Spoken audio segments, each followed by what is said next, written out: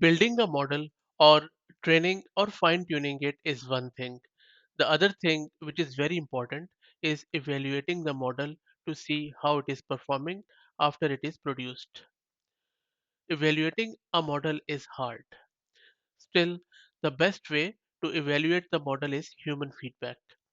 For example, if you have created a model in legal domain, you would need to get some legal minds to see if model is producing satisfactory results or not. This field is still evolving. Right now, we have this common set of benchmarks produced by EluetherAI, which are being used quite commonly in order to evaluate the LLMs out there. The numbers of all these models are just made up.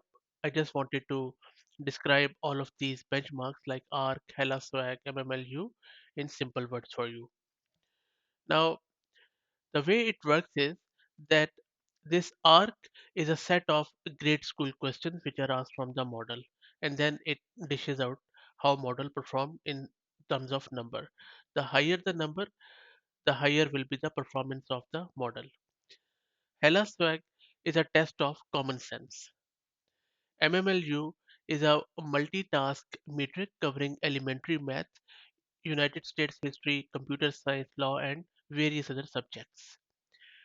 Truthful QA measures a model's propensity to produce or reproduce falsehoods commonly found online.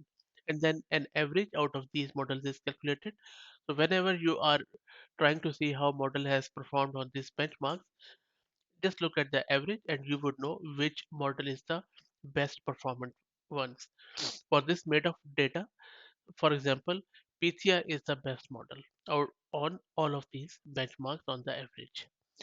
So this is what LLM benchmarking and evaluation status looks like these days. But as I said, this is a very fast evolving field, and you would see lot and lot of changes tooling around it.